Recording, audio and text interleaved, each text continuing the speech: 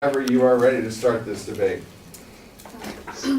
Planned Parenthood gets a negative connotation that is government funding or solely focused on providing abortion. Due to these misconceptions, it has led to the defunding of the family planning centers in multiple states, with the goal to lower abortion rates. However, in Texas, we have found that these budget cuts have caused more harm and their efforts have in fact backfired. We believe that the state of Texas should refund Planned Parenthood. My first argument, defunding Planned Parenthood isn't reducing abortions. It's an article by Jason Lindo, an associate professor of economics at Texas A&M University, last updated July 6, 2017.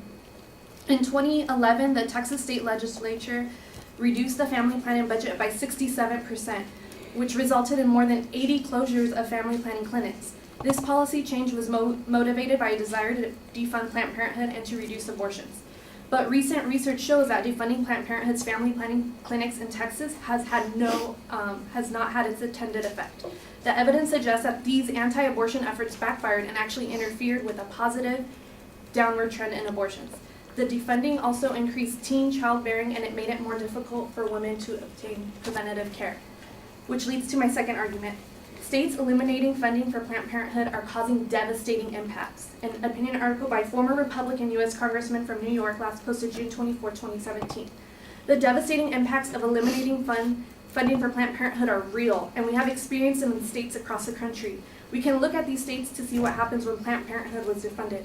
In Texas, 30,000 fewer women received health care following the state's takeover of Texas Women's Health Program, according to a report by Texas Health and Human Services Commission.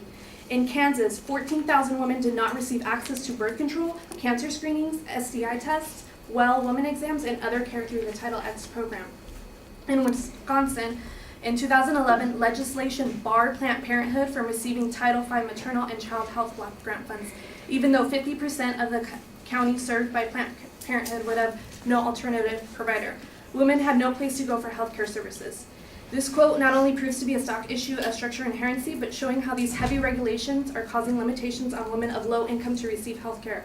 But it also underlines the significance and the harm in which these poor women have no alternative providers, which can lead them to look for alternative methods that can be both harmful and dangerous to their well-being, such as back alley abortion methods. Finally, my third argument, Planned Parenthood reduces abortion and provides affordable reproductive health care. A public health perspective blog by Beshwar Recki, a science writer based in Pittsburgh, Pennsylvania, posted February 6, 2017.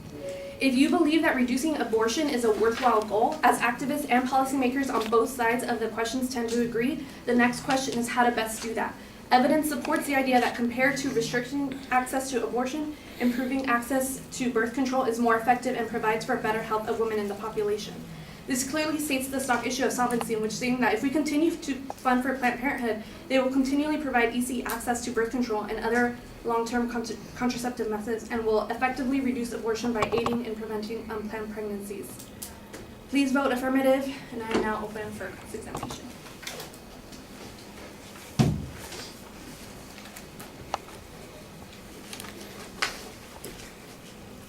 Okay, so first, in your second argument, you state that defunding Planned Parenthood will have devastating impacts on states. Can you read your quote? Yeah, in Texas, 30,000 fewer women received health care following the state's takeover of Texas Women's Health Program.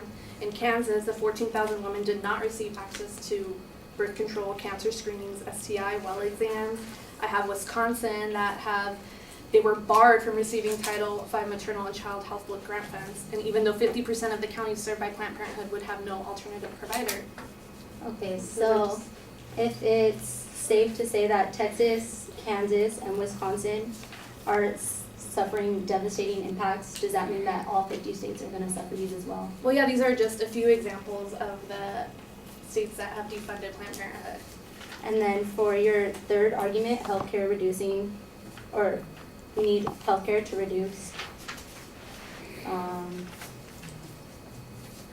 Wait, can you just read your last quote? If you believe that reducing abortion is a worthwhile goal, as activists and policymakers on both sides of the questions tend to agree, the next question is how to best do that. Evidence supports the idea that compared to restriction, access to abortion, improving access to birth control is more effective and provides for better health of women in the population. Okay, so, it supports the idea, however, is there any proof supporting that there's a direct, link in contraceptives and, like, women getting abortions? Well, yeah, actually, in Colorado, actually, they have dropped by 54% over the past 7 years, thanks in large part of the state providing access to long-term birth control like IUDs. Fine. So now we'll hear from the first